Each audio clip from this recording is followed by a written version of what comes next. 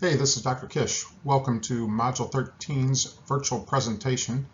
It's a virtual classroom lecture that replaces the face-to-face presentation for Thursday, December 7th, 2023, and this is the final classroom presentation for the semester of fall 2023. This is our 417 class. It's EDU 417P, Methods, Materials, and Observation of Teaching Physical Education for the elementary teacher. EDU 417H, which is our health education version for the wellness professional, which is in the health promotion major, and PEP 417, which is the athletic coaching version for the wellness major in kinesiology or sports management. This is tied into our module 12 in our coaching unit, but it is going to be an activity that is placed in module 13, our culminating activities. We are going to today talk about, our title is culture building activities, and we are going to talk about the idea of the lollipop moment, which is building everyday leadership, and it's something that doesn't have to be too big. It's just something that all of us can do. So we're going to talk about culture building activities and how you go about building a positive team culture, the steps to doing that, and then we'll give you a variety of different activities, and then our culminating activity for today will be to actually do a letter of gratitude. So our module 13 activities, we've been going over our culminating activities. Today you should pay attention to the virtual presentation. You can read and listen along to the Module 13 PowerPoint. It's audio enabled. So by now you've done a couple of these. You can either play it in a loop by going, once you open the PowerPoint, you can go up top to slideshow. You can hit play from beginning and it'll play through just like a movie. It'll pick up each audio file for the slide. When the audio file for each slide ends, it will automatically advance. You can pause that and then pick it up to play from the current slide, or you can decide you want to play it on your own slide by slide. You can go slide by slide, click on the little gray speaker up at the top left corner, and then click on the little arrow. So make sure you read and listen to the Module 13 PowerPoint here today, this one on culture building activities. We don't have a journal activity. You should probably take some notes on this, especially if you want to go into coaching, or you can print out this slideshow and just go ahead and note it and keep some of this information. There's the link in Canvas, and obviously you found that to this presentation. So watch the video. So there's a video linked in here. It is in the information page and today's specific virtual lecture page that's built in Canvas. And it'll actually be later in the presentation as well. You're going to need to do that to be able to do the assignment at the end of today. So there is a TED Talk link for a guy by the name of Drew Dudley. His title is Everyday Leadership, and he talks about the concept of the lollipop moment. So the link is, like I said, it's in this PowerPoint. It's also in Canvas several places. It's in the Module 13 information page, as well as the page that I built just for today's virtual lecture. So make sure you go open that TED Talk and watch it. It's about 5 minutes long. You need to watch that full TED Talk to be able to have the context to do the activity at the end of the presentation today. And it's basically walks you through, you would show that to your team, and I'll explain it later, to be able to do the assignment or the team building activity, having your team write a letter of gratitude. Did you submit your observation assignments? The final deadline was Saturday, December 2nd. So if you're doing this early, because this presentation will be available early, make sure you do that. If you didn't submit it by December 2nd, you need to immediately email me and discuss why. You can't pass this class unless you submitted your full observation log and successfully submitted and completed your observation reflection essay. No matter what your grade was on the assignments, that observation is a required portion of this course. Did you complete the coaching unit final project? It's due this Saturday. You can turn that in early. It's your personal philosophy of coaching. It's your signature assignment. That's the culminating summative project for the coaching unit. It's due here in Module 13. It ties together all the things you've done in the 4 different coaching modules. Make sure you follow the outline closely. You use letters, numbers, Roman numerals, and titles. You use the examples and exactly give the information that assignment guide tells you to. Make sure you're very detailed on that. It's guided, assessed as a signature assignment right off of that rubric. Do a really good job on this because it's pulling together and applying everything you learned in the 4 different coaching modules in this class. And then the final thing you'll do is your course post-test. If you want to study for that, you can read through your course portfolio. It is a sampling, probably 1 to 2 questions from every module. It's a carbon copy of the pre-test. There's going to be some things I'll have to go back and grade, so you can't really use your grade right when you get done. You're going to have to give me a day or 2 to come back and grade your fill-in-the-blank answers. Once your final grade gets posted, you need to analyze and compare your post-test grade with your pre-test grade and determine how well you've done, how much you've improved over time. Most people generally improve quite a few points. The deadline for that's Tuesday, December 12th, but that is open. Try not to wait till the last minute. It's due at 8 p.m. And I have to turn in grades the very next day. So try to work on that early. You can't use your book or notes or anything when you do that. There's 1 minute a question, so it's rapid fire. You don't have time to look up anything anyway. So you might want to read through your course portfolio one time, but it's basically the concept. You should know these things because they're the big picture concepts that we went over many a times.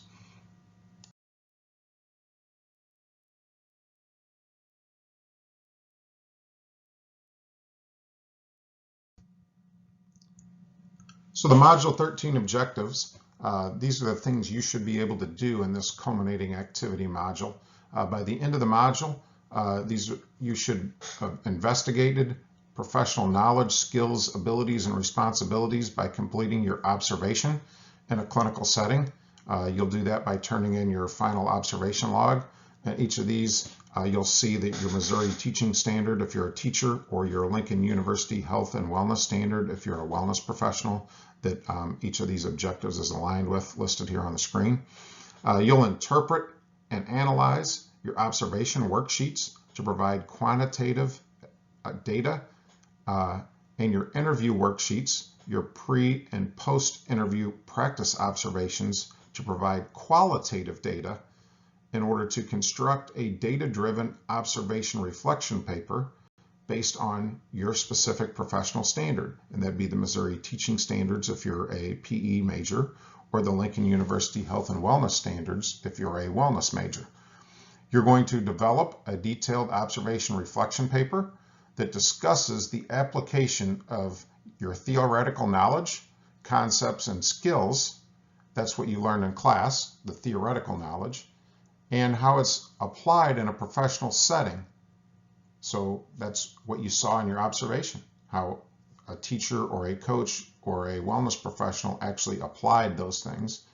And then you're going to align that specifically with the course material, what you heard in the lectures or read in the book or saw in the modules, maybe did in assignments, and the appropriate professional standards. And we've talked about your professional standards, the MTS standards or the LUHWS standards. You're going to present and discuss the aligned learning from the course to various applications in a clinical coaching, teaching, or wellness setting, as well as the impact and future implications of your overall observation experience. And we'll do that Tuesday in your observation presentations in our virtual presentation. You're going to develop a value-based, detailed, and aligned personal philosophy of coaching, or potentially teaching if you're doing the alternate assignment. And you'll do that by developing your personal philosophy of coaching or personal philosophy of teaching, final or alternative final project. You're going to determine your ability to meet the course learning objectives through the completion and analysis of your cumulative assessment, which is your post-test. And then you're going to compare that, that's the analysis part, to your baseline test, which is your pre-test. So once I grade your score, post-test, I'm going to have to grade 4 or 5 of them and give you your final grade based on those fill-in-the-blank type of questions. You should analyze the difference between your pre-test and post-test scores and see how much you've improved. You'll analyze, investigate, construct, and apply practical knowledge, skills, and abilities, your KSAs, to complete a summative professional application activity that will challenge your pre-professional skills in an authentic assessment. All right, so that's another thing you're going to do. That might be today, the activity at the end. And those are some of the different things we've done throughout this coaching unit that are more real life type activities. And then we're going to provide qualitative and quantitative feedback, and that's your ungraded course and instructor evaluation through the Smart Eval system. And I sent you a course announcement out. You've been getting emails. Once you do that, Smart Eval, you'll quit getting the emails, so do those all, and you have to do those before finals start and the course is over.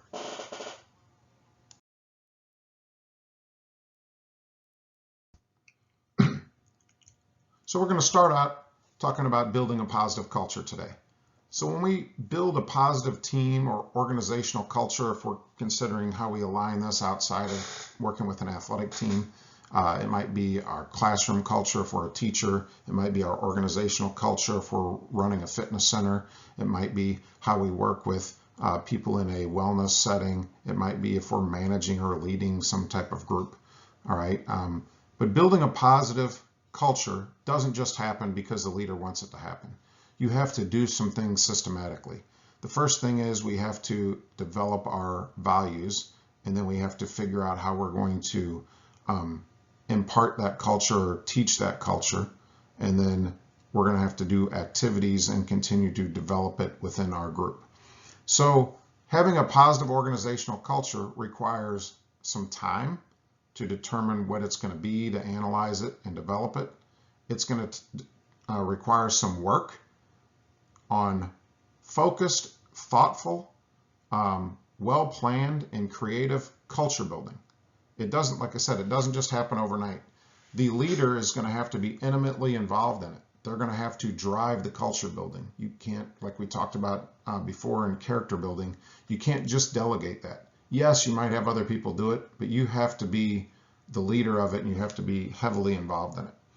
So it takes effort, planning, thoughtful, creative, engaging, and fun activities, and a consistent value-based philosophy to be able to build a positive team or organizational culture, right? It doesn't happen overnight. Sometimes it's a long build. If you're starting with a bad culture or no culture at all, you have to get the right people in there, and you have to have thoughtful, creative, fun, engaging activities that people like to do, and you have to have a philosophy that people want to buy into. So the leader must be intentional. You have to do things. And I've told you several times in this class and other classes, when I interviewed people as an athletic director and they said, oh, we have good sportsmanship, and that's going to be one of our values. Well, how do you build it? Well, we just have good sportsmanship. No, you have to be intentional and purposeful. How do you build good sportsmanship? What activities do you do? If you don't have a drill or an activity or role playing, what do you do to build it? How do you build it? We just, if there's ever bad sportsmanship, we talk about how it's bad. Well, that's not building it. That's being reactive. How are you going to be proactive? So the leader must be intentional and purposeful with their work on building those skills, on building that team culture. So like I said, that takes some time and some effort, and you have to take some planning there. You have to plan it out. You have to have some activities. You have to integrate that into your practice plan or into your meetings with your organization, into your training program, whatever group you're trying to implement it into. Culture doesn't grow overnight. You have to be patient. You have to be consistent, and you have to continue to work on it. It has to be a regular thing. It has to be an everyday thing.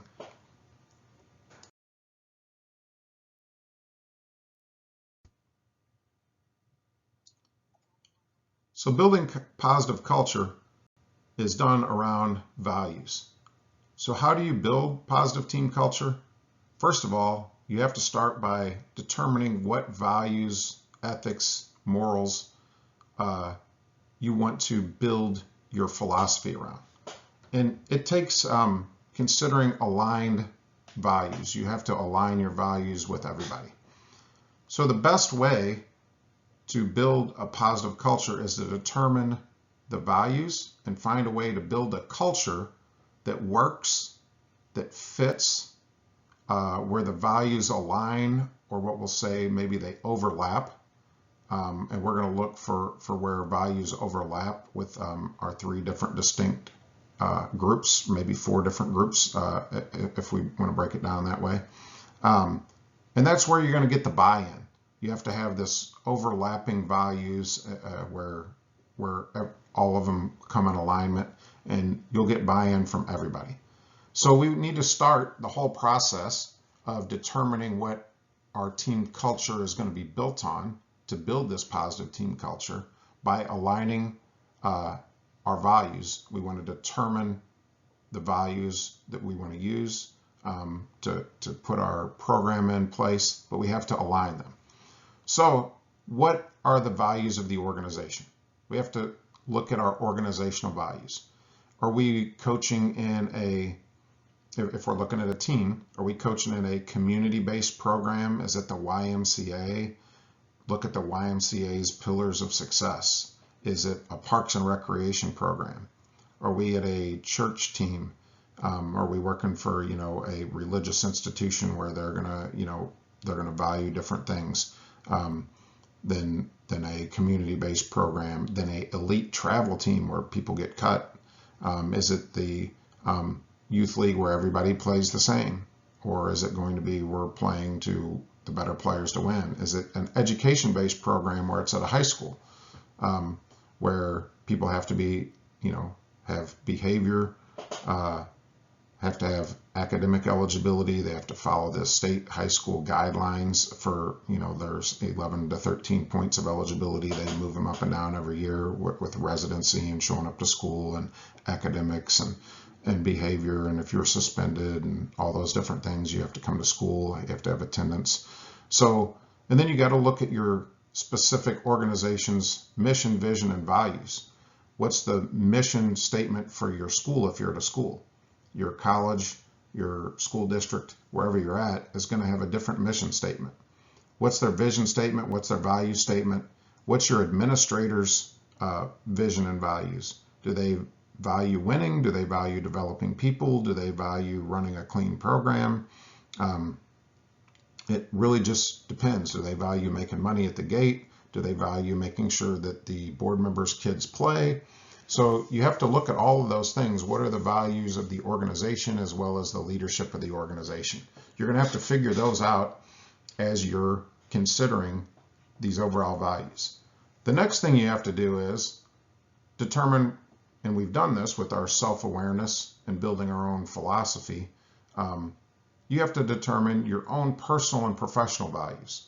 So your personal values are the thing you value, like what, do you value character? What are your own ethics? Is it truth? Is it social justice? Is it equality? Is it a sense of fairness? Is it, developing character? Is it respect? Is it kindness? Is it empathy? So what are your personal values? And then what are your professional values? Is it hard work? Is it, you have to be, I'm going to value the people that come to work and practice every day, practice hard, or am I going to value that the best players are going to play? How am I going to do that on the personal and professional level? And that's how you build your philosophy of coaching. You blend your personal and professional values. You're working on your philosophy activity. Hopefully you have quite a bit of that done. Hopefully your personal and professional values and philosophy somewhat align with the mission, vision, and values of your organization and your leadership. If those don't line up very well, there's not some alignment, you might not be in the right place where you feel like your purpose fits. And once in a while, the leadership changes. If you're at a high school, you might get a new principal or athletic director, and you might not be in alignment anymore. Sort of like when you got to go to the chiropractor, you got to get realigned. If that alignment goes out, you're not comfortable. And if you're not comfortable, you might not want to sit in that chair anymore. It might be time to go somewhere else. So all of those things, then your organization's values, your personal and professional values, and your team philosophy help you set your team rules, your team goals, your objectives, and your routines. The next thing we have to then consider is our coaching staff. We want to hire people that fit those values and our mission for our school and our personal and professional values and our philosophy. But you want to also let them grow and bring in their experience and values, and you want to stretch your thinking. So that's like 2B. And then you're building your program to give your participants a great experience. Remember, you might be the leader and mentor, but it should be about their experience in the program.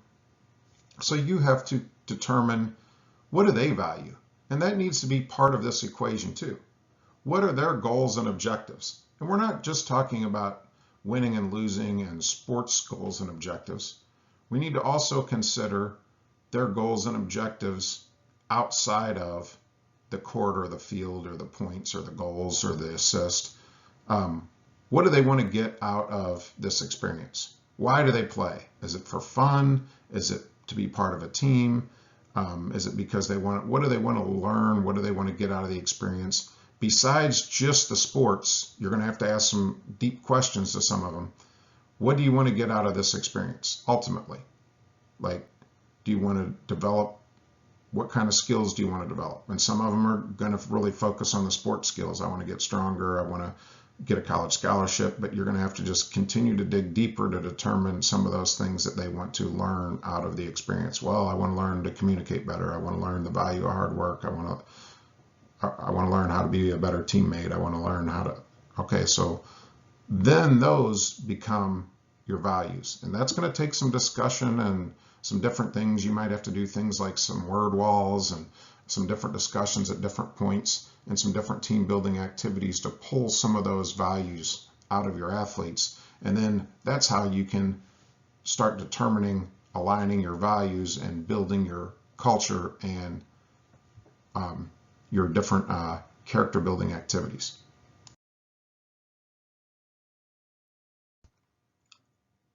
So let's talk about the process now. There's some steps to building a positive culture. So the steps to building a positive team culture start by aligning your values. First of all, you want to meet with your participants to discuss values. All right? There's a lot of different ways you can do this. You can discuss personal goals. You can sit down and do some goal setting with them. You can talk about some athletic goals, because that's where they want to start. But then you want to talk about some personal goals. Where do they want to go with their future? What do they want to have with their career? That's where you might want to talk about, only 2% of high school athletes get a college athletic scholarship. So let's talk about some other goals outside of athletics too. Discuss why they play, right? Why do you play? That's some good questions, and have that discussion with them. And then discuss, what character traits do you want to build outside of just the sport? What character traits, skills, abilities do you want to exit the program with? If we're going to teach you some things besides how to dribble, pass, shoot, run, jump, all those different things, throw, what are some other things you want us to help you develop while you're in our program? So make those some of your questions, and you can do this individually, then you can do this in groups, and then you can do this with the whole team, and then you can do this both quantitatively and qualitatively and come up with some themes. You'll want to meet with your coaching staff too, and this order can be different. Sometimes you'll meet with the coaching staff first just because you might have them over the summer. You want to discuss their goals. What are their personal goals? What is their professional goals? Do they want to be a head coach? Do they want to move on to the college level? All right. Is their goal not even to be that? Do they maybe want to move up to be an assistant principal? Discuss their coaching purpose. You might want to do that coaching purpose activity we did back in Module 4. You can download that form and do that later, where they pick different words and things. Everybody should have their purpose. Maybe have them write a philosophy statement to really maybe do that self-awareness activity. So you want to determine why they coach. And it can't just be about like some kind of goal of winning any type of championship. It's got to be like inside. What's your purpose? Why do you really coach? And you need to make sure that those somewhat fit with your philosophy. And if not, maybe they don't need to be a part of your program. Like if they're way off, you need to do some mentoring and training, or maybe they're in the wrong place. All right. So discuss the results with your coaching staff of their stuff, how it meets with your philosophy. And then it depends on, the order you did it, but you might have your assistant coaches, your coaching staff involved, or you should, with this meeting with the participants discussing goals. And then you need to have a big discussion on all of your participants on their values, and then how it kind of overlaps with your coaching staff's values and philosophy, and just kind of discuss the results and have a good discussion on what the participants really want to get out of your program, and how that maybe starts overlapping a little bit with everybody's coaching purpose. We're not really aggregating data yet. That's going to be the next step, is analyzing the values. We're still on aligning values. So step 3 of aligning values is coming back after you've worked with your participants and then your staff, and considering how all of that really overlaps with your personal values. So you need to complete your purpose activity again with why you coach. You've probably, you've done this in class, but every year you need to redo that and determine if it's changed. So you need to do the why you coach activity and update it. And you probably should print that thing out and put it on the back of your clipboard, or hang it up in your office or your wall, or bring it at home. And when you've had a tough day, or you're trying to make up a practice plan, or maybe you had a disagreement with a parent or a different coach or whatever, read your purpose and remind yourself why you do what you do. Consider the analysis of the results a little bit from your participants. Consider the discussion with your coaching staff on their coaching purpose. And then consider your personal and professional values, your updated purpose statement, and then think about the previous year and if you need to update your philosophy any. So this is where you're really doing some self-awareness, some self-reflection about your own personal, professional values, your philosophy, your purpose, and you're kind of really now putting it a little bit more in concrete over what you've learned over the previous year, where you were. You're stretching your thinking a little bit, and you're not being rigid. You've kind of heard what your participants, what your staff said. You're stretching your values and philosophy a little bit, and you're learning to be a little bit flexible and having some diversity in your own philosophy. Number 4, you've done the research on this already and you've thought about it, but this is where you need to go in and maybe do a little bit more research and locate any updated organization's mission statement or vision statement. You will do this from your school website, maybe your school handbook. Your district might have one if your school's part of a bigger district. So you need to get your organization's mission, vision. If they might have a list of value statements. They may have some specific pillars or different things. They might put it in some kind of different verbiage. But you need to get that, because that's going to be where you're going to start aggregating the data to see what you're in alignment with. You always need to consider that as part of this project. You might look for additional supporting documents. Look for your school's CSIP plan. In Missouri, every school every year has to have a CSIP plan on file. That's the Community School Improvement Plan. And you should look, because there should be a section on climate. There's going to be a section on school climate. And to be honest with you, if you can integrate what you're doing in with the school climate, you become valuable to your school's improvement plan and their accreditation. And actually what you're doing can be involved in that, and it can actually make your athletic program a lot more valuable to the school's overall accreditation. So when I was the athletic director, I actually took a big part of our school improvement plan on the school climate and culture, and I wrote a lot of that. And that's how I wrote things, and I actually documented my evaluation on that too, is what I did as part of my job.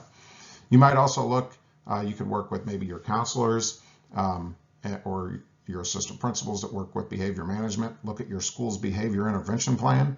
A lot of schools in Missouri subscribe to either Character Plus or the Positive Behavior Intervention Support System, the PBIS program. You might look at those programs because that's going to have a lot to do with your values and how you handle maybe behavior and misbehavior, or be proactive in supporting climate and culture. So that's other way that you can be in alignment with how your school is doing things, and you can try to get buy-in from your administration and your school and your community by doing things that are sequenced and aligned.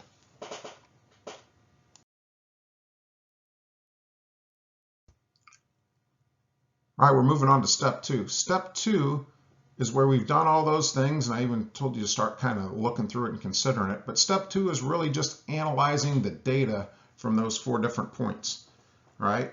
So you want to analyze all of your data from your participants, from your coaching staff, from yourself, and from your school, and you're going to aggregate the data as you go, and you're going to narrow it down to see where the overlapping points are. And when you get to the end, you're basically going to filtered it down to finding your big points that have a lot of overlap or main themes, and that should be the basis of your culture building program. So step 1, look at your participants. Determine the main themes from the discussions from your participants, because you're going to have the most data from them. It's going to be all over the place. You want to aggregate that data. So you're going to use some of your research skills. What are the goals and purposes for your participants? Why do they play? Why do they want to be part of your organization or team? What do they value? What do they want to get out of the experience besides the sports skills? Besides playing? What are those character skills that they want? Consider the results from your discussion with the participants. What do they value? I would make this a cooperative project with your entire coaching staff, where you're sifting through those discussions, you're sifting through things because you want the buy-in from your coaching staff as well on what's going on, and you can actually make part 1 and part 2 kind of fit together. So as you kind of get through there and you get the main themes, what are some of the important parts, what are some of the big values that your participants want, your assistant coaches are seeing this as it's going through there, and it's playing in their minds, so they're understanding that these are the things that our participants want, so they understand that they're going to need to teach this as well. You'll want to analyze the information from your coaching staff,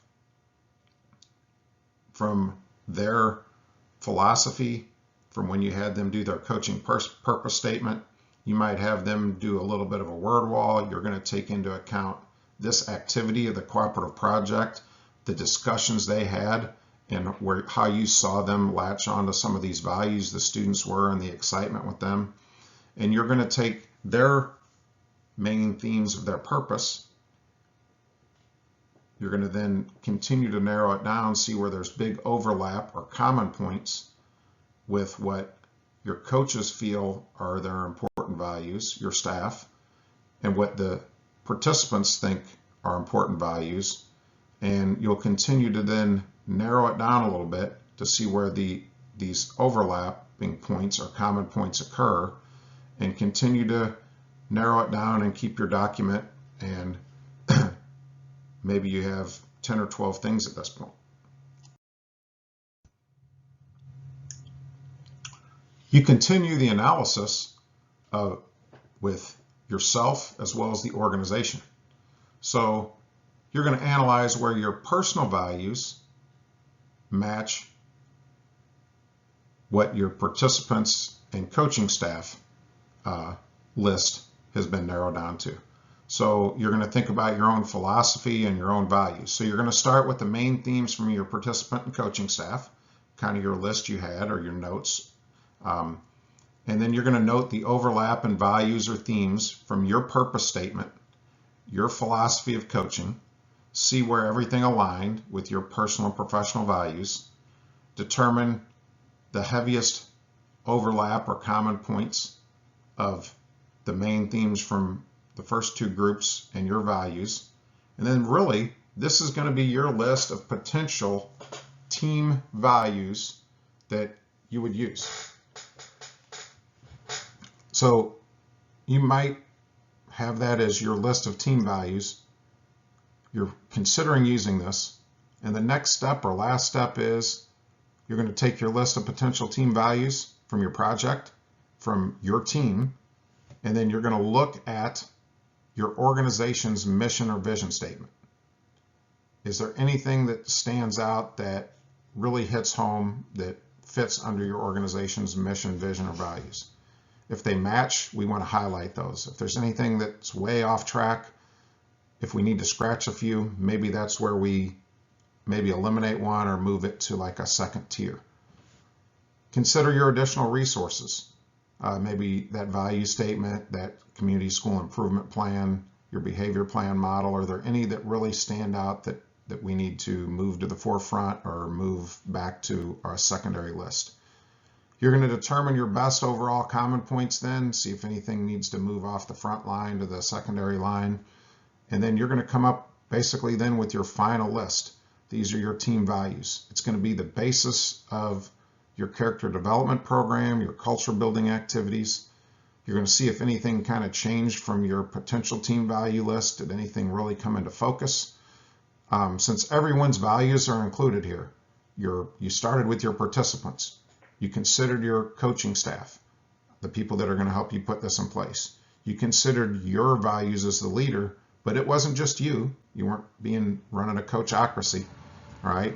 You weren't being, just that leader that it's my way or the highway. You were considering that this is a cooperative project. And then you were analyzing your organization's missions and values, your school district, your school, your ultimate leader at the building or superintendent level, even your college.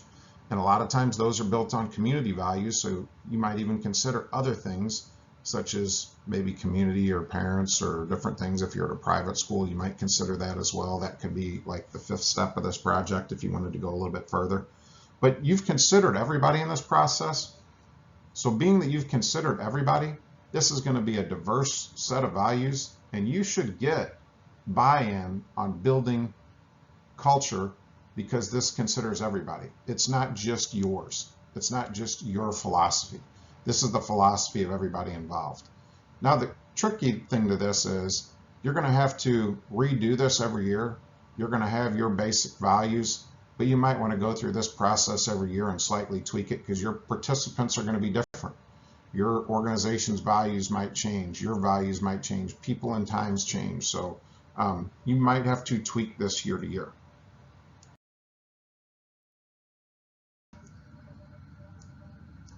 So now that we've identified, we've analyzed, and we've kind of developed our values, and we might come up with 4, 5, 6 key values, and we could call those like our pillars to success or our columns or our 5 power values. We can give them a catchy name. We could even turn them into an acronym.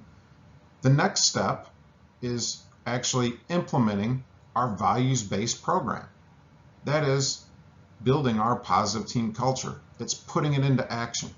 So we've done all this to determine what we're going to do. Now we're going to do it. We actually are going to build our program. So to build our program, we have to remember we have to have activities to teach the values. We have to now teach values and then give people an opportunity to display and practice those values. So the next step is going to be to teach them. We have to have, you have to almost think of it as a lesson. You're going to build a lesson plan to teach values. Now, those are not going to be a hardcore lesson if they're in a practice. They're going to be more like activities. Think of it as like a drill or a team building activities. So once you determine your values with those most common overlapping points, you found your focus points, you've built your program. Like I said, you're going to think of that as your pillars, your columns, your cool acronym of your culture building program. You're going to use each pillar in an activity. So you need to think of how you're going to teach each one of those specific values. You need to come up with 1, 2, 3 different activities, whether it's like role playing or a drill or an activity. Now you might just implement some of those within your drills. They might be, some kind of team building activity. They might be inside of practice. They might be outside of practice. It might be during the season. It might be outside of the season. It might be, something that happens in a team meeting. You need to make a lot of these as creative and fun as possible. The other thing, think of it as, you might not give it to the team this way, but you need to consider it like with a learning objective that's focused on your participants successfully demonstrating that skill.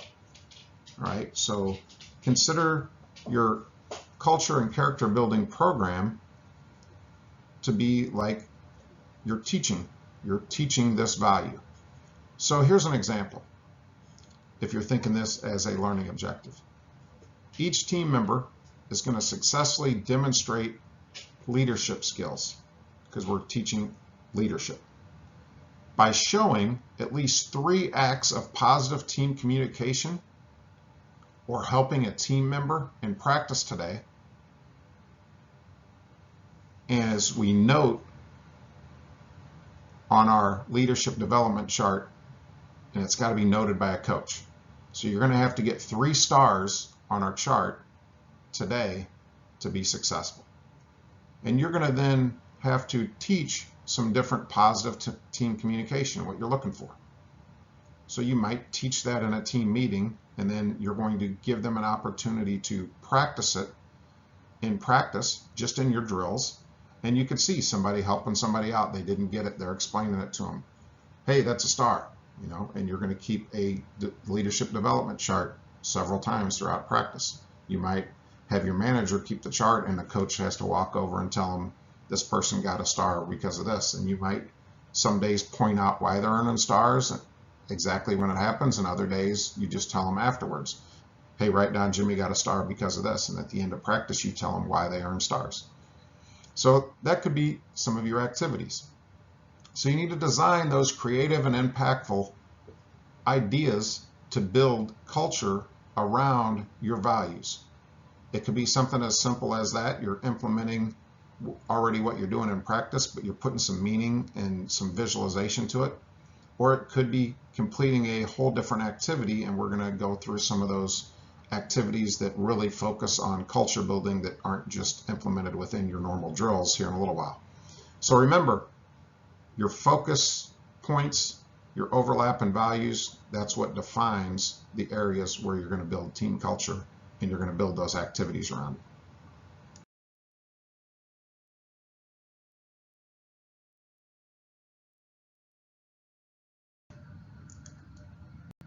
Here in a minute, we're going to get to a variety of culture building activities, and we're going to do an example. But before we do that, let's talk about the motivation. People need to understand the whys sometimes. So this will help motivate you to understand culture building and character building and why it matters. So the culture development process provides us with an opportunity to reflect on our program's philosophy and help align it with our personal values, the values of our participants, and the mission of our organization. That gives an opportunity to develop or create buy-in from everybody, from all of our stakeholders or constituents. This goes all the way back to the pursuit of wisdom, that reflection process and philosophy, the pursuit of wisdom, if we can remember that from one of our early coaching lessons. It provides us with structure and guidance on not only our philosophy, but our objectives and goals.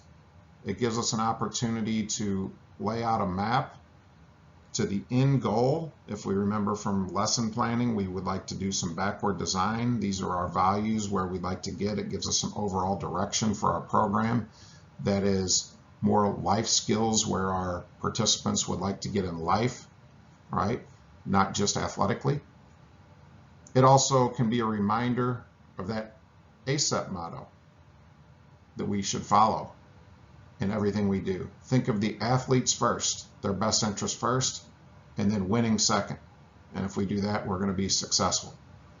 This helps us keep winning in perspective, because we can't just value winning above everything else. If we do, we'll get winning out of perspective. That hurts our athletes' self-esteem, our self-esteem, and it's really a tough way to go about a lifelong coaching career. It gives us culture and character building. It provides us with an opportunity to remember to teach life skills through our program. If you're a high school coach, less than 2% of high school athletes earn any type of college athletic scholarship. And that could even be like a $500 one. That could be to an NAIA school, a junior college, anywhere. Less than 2% of high school athletes, less than 2%, earn any funding, any type of college athletic scholarship. So that means 98% earn nothing. And I think it's like less than 0.025 earn a full athletic scholarship. And we're not even, like I said, we're not even talking NCAA Division I. If you're working at the college level, less than 2% of NCAA, we're not talking the other organizations like NAIA, small college in NCSA, or junior college, but less than 2% of NCAA scholarship student athletes go pro. And we're not talking the highest level of pro. We might be talking in the minor leagues or in the lower level pro circuit. But less than 2% of NCAA scholarship, we're not talking walk-ons or other organizations, get an opportunity to go pro. And that go pro might be making a $10,000 sign-on bonus, and then they don't make the team. They signed a pro contract. So that doesn't mean you make a career out of it either. So we need to remember to teach life skills, because very few people are going to go pro. They're going to have some life and career skills. So it matters.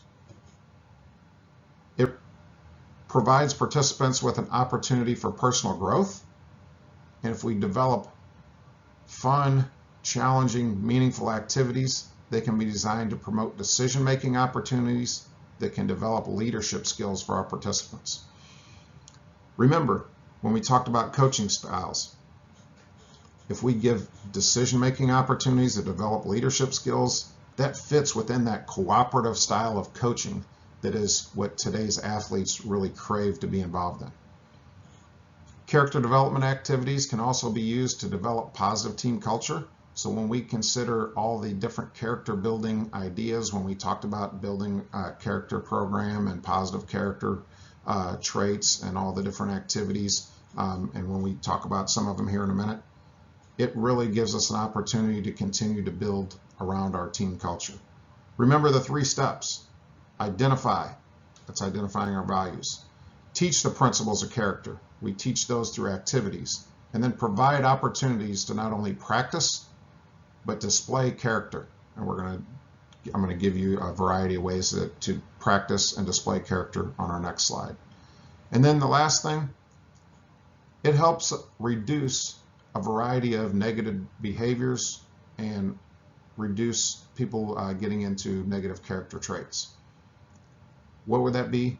It reduces poor sportsmanship, people that have rule violations. It can help us reduce hazing, bullying. Even though we make team rules, we don't have to necessarily enact those team rules or provide consequences, and it reduces the athlete's willful misbehavior. So hopefully by doing that, we're promoting positive behaviors and reducing having to enact team policies where we have to provide consequences or what people look at as punishment. So the better character we have, the better positive culture we have, the better relationships we can have with our athletes, and the better opportunities for mentoring and personal growth.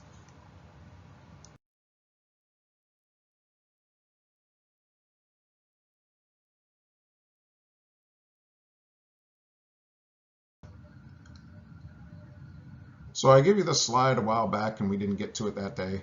So let's talk about some culture building activities that I've done over the years. I'll give you a few examples. One of them I've done a lot of times is having the seniors, or could even be captains, serving the team.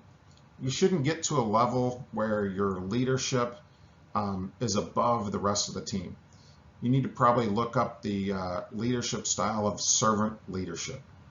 If you're going to be a leader, you should take on the responsibilities of working for the team. And I would generally, a lot of times when I was a coach, if somebody was going to be my leading player, as long as they were going to be also a team leader by character and example, I would pull them in and I would have to have a talk with them and explain if we're going to run plays to get you points or this and that and the other, and you're going to be the leader on the newspaper in the scoring column. You're going to also have to, be the leader in work ethic and leader in different things. And you're going to, at times, I'm going to expect more out of you. So that could be everything from the seniors or leaders could do things like you be responsible to get there early and get the water on the bench. You would lead the team in getting the warm-ups off of the chairs at the end of the game. You might, when I was athletic director, some of the coaches like doing this, like on the soccer team, instead of having the freshmen or rookies put things out, they would like the seniors or captains would have to go put the nets on the goals. Before games, they would put the corner flags out. The wrestling team, they would actually, the seniors and captains would do all the cleaning of the mats at the end of the day. They might do the locker room cleanup. Some teams, they would have them be the meet referees or other teams. So that's the next one. I'll go into that in a second. But they could just be a service to the team, and then they would earn that respect of then being able to work as a liaison with the coaching staff. They would, if there was something with the team, they might get to come sit in on a team meeting or a coaching staff meeting, bring some kind of problem from the team to the coach. They would serve the team and also work as a liaison. Leader serves as a game host. So that might be where your leaders meet the officials and they walk them in and out of your facility. Sometimes you have an outdoor facility and the officials just pull up in their car and you can see who they are for baseball, soccer, softball, outdoor sports. Sometimes we would have reserved parking for officials, and you might have your team out there and like run over there. Hey, I'm a team captain. I'll be talking to you today or whatever. My name's blah, blah, blah, blah, blah. Here's a card with my athletic director, my athletic trainer, my head coach's cell phone number on them. If you need to get a hold of any of them for anything, they're running out here. He or she would point out the coach or AD or trainer if they were here. I'm number 12, whatever the case. If you need anything, find me. Closest restroom's over here. The fields are up here around the corner. If you need anything, let me know. We got water on the sideline, whatever the case. We're looking forward to, a great game today. And it just kind of set the tone. And then they met each other. They could have some communication if they had a question. The official knew, and they would have you talked to your partner? Oh, guess what? And when we did this, I would print up what officials were on each game and give them to the coaches. It's like, oh yeah, I'm here. I got the list. Your partners, whatever their name is, and they would have their cell phone number and email and everything. And if they didn't know, they could, and most of them did, but they could call them or whatever. It was like, all right, I'll let coach know you checked in, and we're always just making sure we got everything together.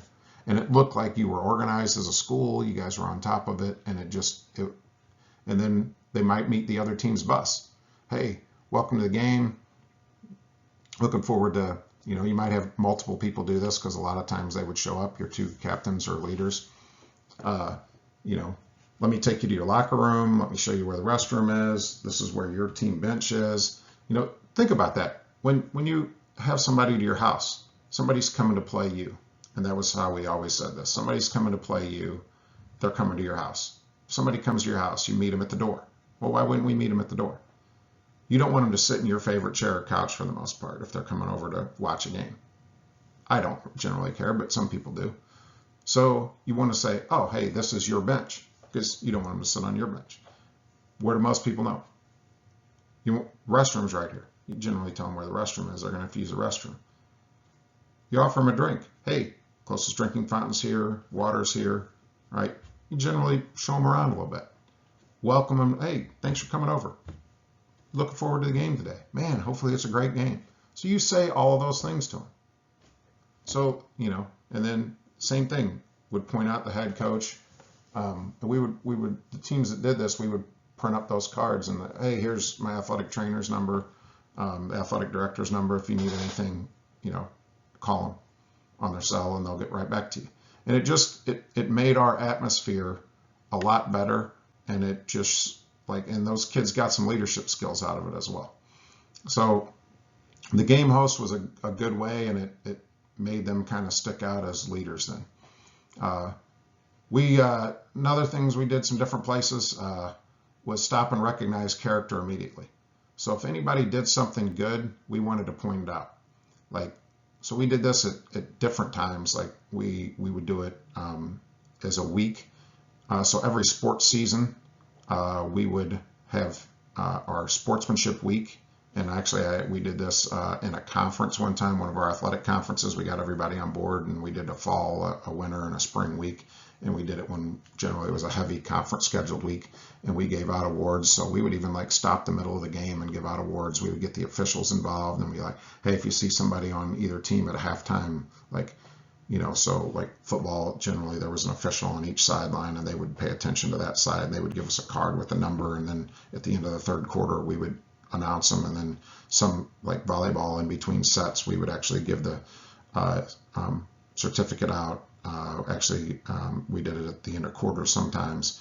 We would actually stop and recognize it in the game, and people were amazed we did that, and a company actually got on board and gave us medals. I would do that in practice. I would do that in games. I would do it in the hallway. We would talk about greatness when somebody did something great. Sometimes it would be sports related, but sometimes it would be something that was hard. Did you come to every day of preseason workouts? Did you go above and beyond, lifting weights? Did you make every drill? Did you do something with commitment? Did you get a 3.0? Did you show character? Did you show up to every team meeting we did? Did you go to every study hall we did? Did you go to every community service project we did? Did you go to a game of every other sport in the fall season even though you were playing? So what could you do to show commitment or greatness or sportsmanship or character? And then we would stop and recognize it. We would try to get awards. We would get shirts printed up, certificates, medals, all kinds of things. I would give practice player awards for going hard, all kinds of things. Next one down, character award. So there's all kinds of ways, and some of this goes back into that stop and recognize character. A character award, I got the little construction guy over here, and actually I got a picture of an old lunch pail, and you don't see that too much anymore. But the guys that worked really hard on back in the day, you used to have, I don't know if you guys do this anymore, most of them are built more like a cooler. But back in the day, the people would go out and they would have a lunch pail. And it was just basically a metal box with a couple of hinges on it, and you would stick your thermos in it, and you would put your lunch in it. And that's how the construction workers or guys that worked in the trade industry would take their lunch, and then they would work hard and outside, and they would get beat up after a while, thrown around on the back of the truck. And it was, one of those things that if you were a hard-working person and you worked really hard, you were the lunch bucket, lunch pail award winner. That was, 30 years ago. But we would have the talk about it. We would show it. We would get some old lunch pail. We would have the art department print it up.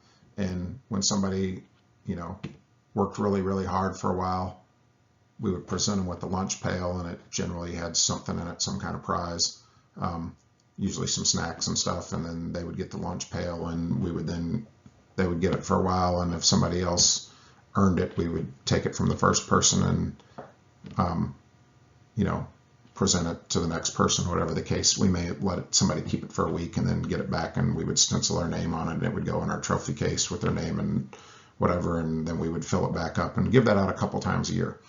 Or we might just do it once a year. Didn't cost us a whole lot. Another one I did too, as you see on the top right corner, the end of the year, there's always some old balls that are worn out. I would get a gold spray paint. I would spray paint the ball gold. Same thing, I'd go to the art department, have them paint our logo on there or something, and I would give out a golden ball for whatever it might be. It might be the player of the game sometimes. It might be somebody that worked really hard in practice. It might be somebody that went above and beyond for a teammate. It might be a character award, a sportsmanship award, something like that. And they would get to carry the ball around in school. Sometimes the teachers didn't like that, or they might just get to take it home with them or carry it around to like a game or practice. But if we got to carry it around in school and it didn't cause any problems, maybe they just carried it around at lunch or whatever, everybody in the school noticed it, and like it became a symbol of pride. So the golden ball, the lunch pail, you can do all kinds of different things with those, but you can give those awards out for different things, and make that character award be one of your values or be any of your values. It can be a value-based award. In practice with some kind of moment of character, where you talk about somebody that represented one of your values or did something right, that you noticed that week or whatever, and instead in practice with some conditioning, stop, have a team meeting. You can start that with your coaches leading it, with your head coach, maybe an assistant coach bringing something up, and then hopefully you can get to where your captain can say, hey, you know what, this person did this for the rest of the team. We were struggling with this test and they're really good in this and they helped us study. Or it can even just be like a minute, 30 seconds. Hey, I saw somebody do this. I saw somebody do this. And then you can be like, hey, did anybody got anything? And hopefully you can get to where the team can start leading some of those moments of character in your practice. And it then becomes like contagious, and it becomes like a discussion, and it becomes your team giving some warm fuzzies to each other. And it doesn't always have to be coach led. It can be team led. And that's where your culture starts spreading from within. It doesn't always have to be top down. Your bench culture can be a big part of it. There's another activity I do in this class sometimes. There's a video activity I do. Becky Burley, you can look her up. She's the soccer coach at the University of Florida. She has a video where she talks about this. She'll videotape her bench during games. Like, they videotape the game to break down and analyze a video, but they actually have another video camera on the bench. And they will then, after the first few games, they will break down videotapes of the bench, and then they will show clips of how people act on the bench. Are they engaged in the game if they're out? Do they have bad body language when they come on and off the field or court? Do the starters come out and not pay attention to the coaches? Do what's going on? So they really, you have to talk to people about that, and they really talk about the engagement in the game, what body language speaks volumes, if people are going to cheer for each other, and they talk about how the team needs to all be united, and the whole culture of the program is important. And you should really, when you're checking into the game, it shouldn't be the person coming out telling you what you need to do. You should be telling them, hey, am I guarding this person and you're doing this and whatever, because you were engaged and paying attention to the game. So the bench culture is another great one. Having a leader give a pregame or postgame speech. A lot of times you want to start with the postgame speeches. So one of your team captains, your team leaders, coach always talks, but as you get through the season, letting some of the teammates talk sometimes at halftime, this, whatever. Once in a while, even anybody got anything?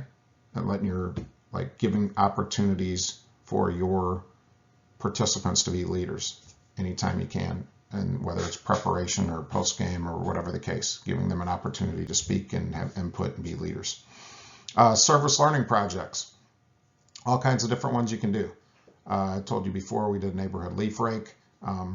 That was great. You can work with organizations like Special Olympics or Challenger Baseball.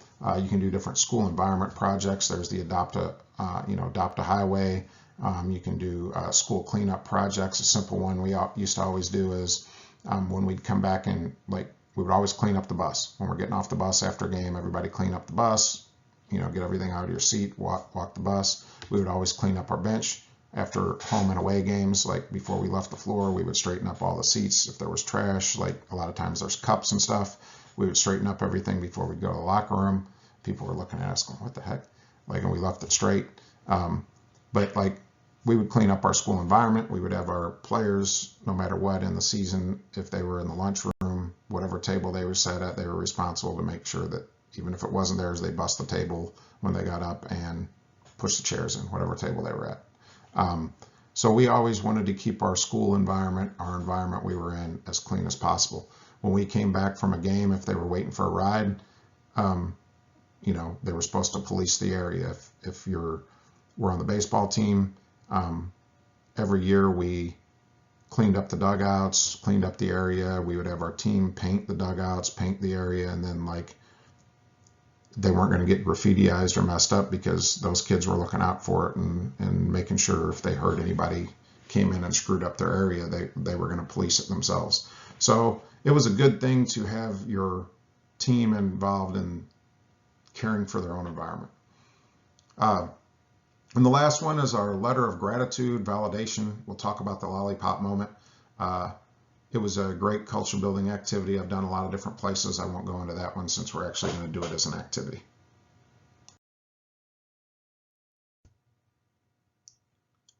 So how do you actually do the letter of gratitude lollipop moment as an activity? So the first thing we did was sit down and we would watch the TED Talk. The speaker's Drew Dudley.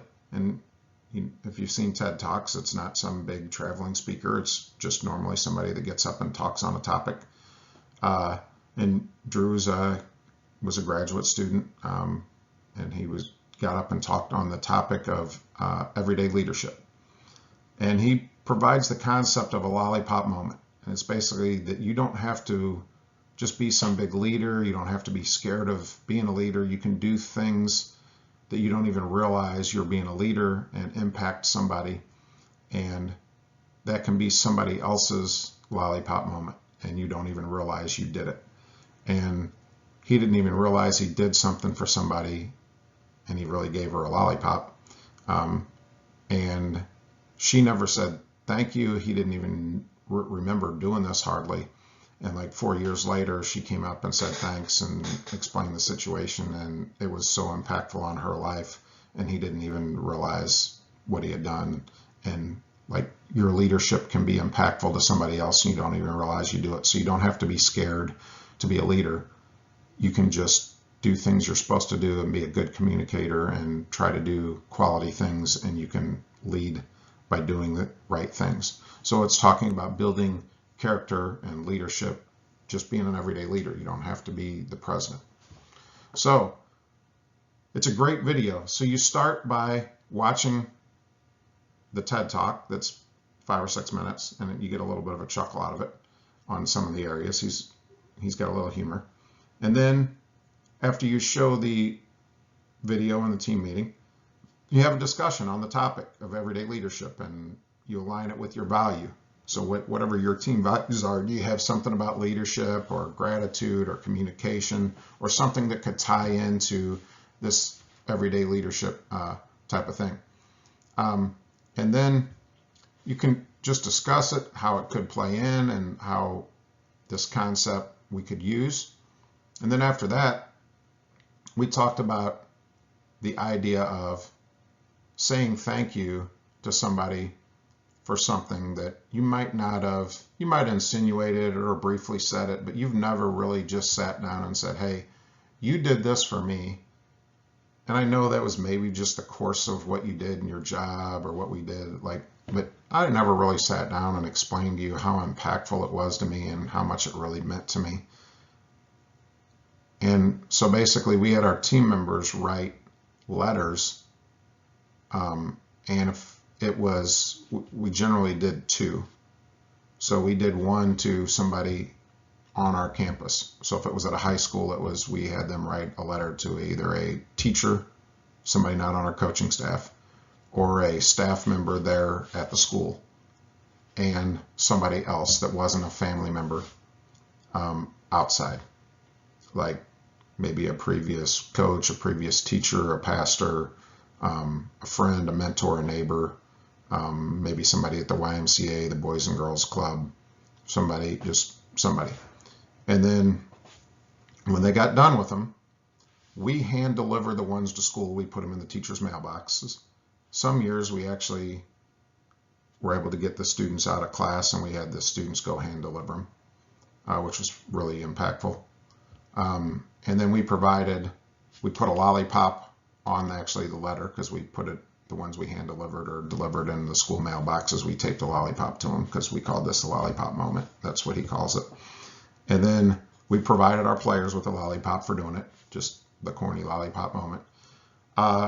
And we mailed the letters to the external people, because getting it in the mail, just a letter is a little different nowadays. It's kind of more impactful. If we couldn't find addresses, you could email or text, but getting the letters just, man, it's something different. And we would get the little flat suckers to stick in those if we did it. But you could always email or use technology as well. But if we're going to do that, it might even be cooler to do a video and send the video of them thanking them in person instead of just sending a text. It seems a little less personal, and the letters more personalized, but you don't get too many of those anymore, especially handwritten ones. So that was our activity with our team. And believe it or not, when we did this, like, it was really, really cool. Like, when we did it in different school districts, like, it changed the culture in our school for like weeks to come. Like, teachers would be like, I didn't realize that kid even liked me, or I didn't like, and our school cafeteria staff or bus drivers or whatever is like, man, that was like the coolest thing. So it really not only helped our team culture, it helped the perception of what our team did, and it helped the culture of our whole organization. So it was a great culture building activity for our whole organization.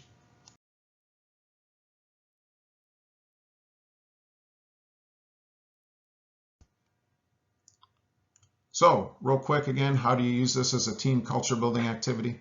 Show the video in a team meeting. Discuss the concept of providing everyday leadership through some kind of positive communication. Explain that concept of the lollipop moment. Discuss the idea of a letter of gratitude or the letter of validation and what that means, and maybe give them some structure on how you're going to do that. We had our players write letters of gratitude or letters of validation. We validate you as this to various people. You could do it to a teacher, a school staff member, somebody that helped them get to where they are today.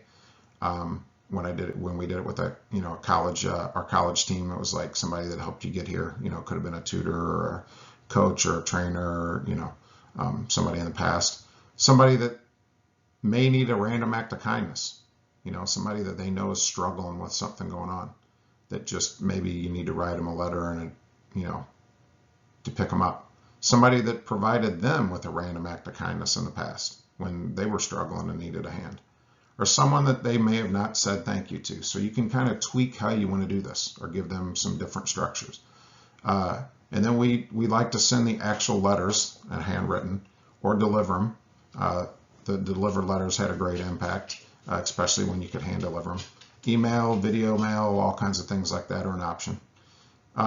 And like I said, if you can do this and it's at your place, it can have a huge positive impact on not only your team culture, because people, man, when they have some gratitude, you feel good about yourself, but it can improve your organization's culture outside your team. All right, so you're actually going to do this. This is going to be your assignment for today. You're going to write a letter of gratitude. You're going to have your lollipop moment. So here's your assignment information. I have it on the next slide, and I have the link in several places. It was a couple slides ago.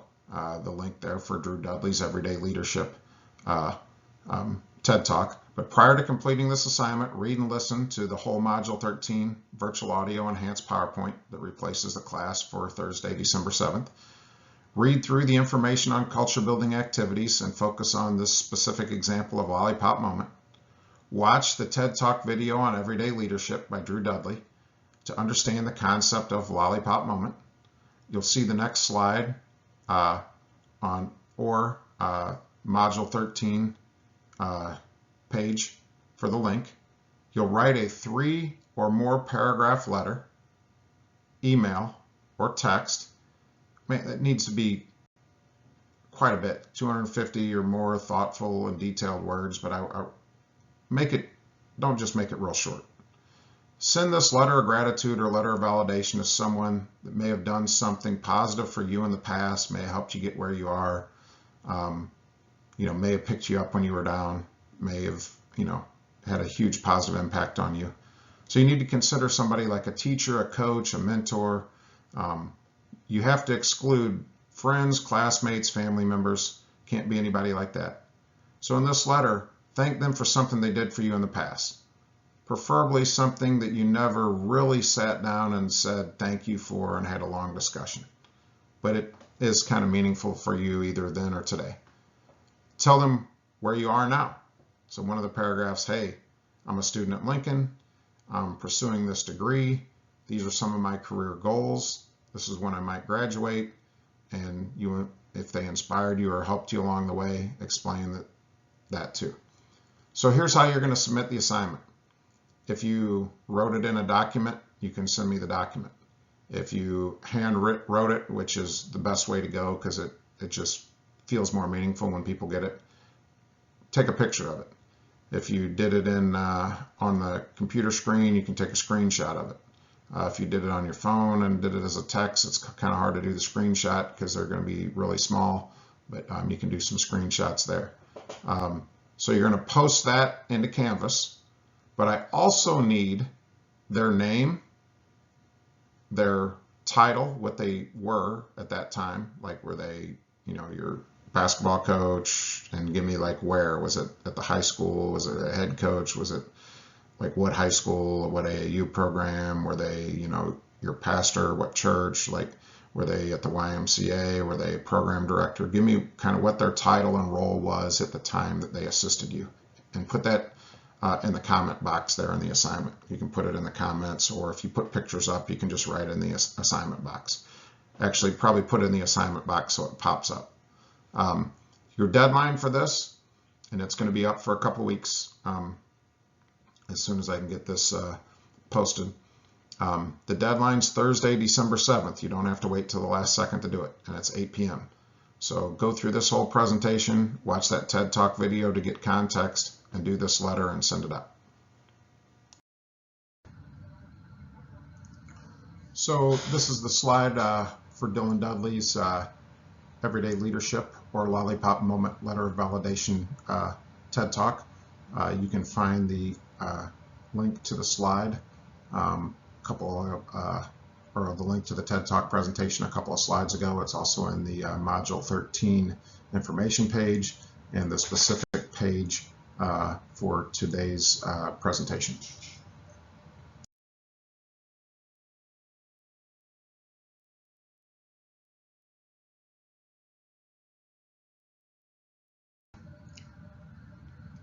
So I'll provide a wrap-up for today's lesson for the virtual lecture. So building an organizational culture takes a commitment. It takes time, effort, planning, thoughtful, systematic implementation of activities, and it just requires the leader to be involved in culture building activities, and you need to make that overall commitment. To obtain buy-in from your participants, it's important to include them in the process of determining the values and goals. It needs to not only be about the head coach's philosophy and personal and professional values, it needs to include that of the participants, the entire coaching staff, and it needs to consider the organizational values, as well as you might want to consider the school or organizational leader and the community values. So the steps to building a positive team culture: One, align the values. Consider your participants. What do they want to get out of the experience? Your coaching staff, their purpose and philosophy, your own personal and professional values, as well as your philosophy and purpose statement, and the organizational portion, which is the mission, vision, values, goals, and other things that might be involved in that, as well as like your community school improvement plan and some of your other programs. Then you have to analyze the values, determine your main themes from your participants, compare that with your coaching staff to find the common points, develop a list of team values, the potential team values, by comparing the list in B with your personal values and philosophy to determine your overlap and common values, and then boil that down by sifting through it and including information from the organization's mission, vision, and values to determine your final list of team values. Next, you're going to develop your overall positive team culture program. You're going to use your team values to develop your team goals, your pillars, and go from there. You'll use your team values to develop culture building activities, and then you're going to consider your team values and activities in your philosophy, decision making, and providing your team with opportunities to build those skills. So you're going to use a variety of creative activities to build positive team culture. You're going to explain the why. You're going to continue to tweak the system, and you're going to continue to just build your team culture and reevaluate and retool it year to year, because people are going to change, your philosophy is going to change, and those values are going to change over time. So we'll end today's virtual lecture with a reminder of Module 13's culminating assignments. So your observation log was due Friday, December 1st. The observation reflection paper was due Saturday, the 2nd of December. Your observation presentation was December 5th. It depends on when you're doing this. That might already be passed. That was a Zoom classroom presentation. The link's in Canvas. If you're doing this early, make sure you get on. That's a regular class time at 9:25 on Tuesday, December 5th. Be prepared to do your observation presentation. This assignment, the letter of gratitude, is due Thursday, December 7th. There is no face-to-face class. It is a virtual presentation. Hopefully you watch this.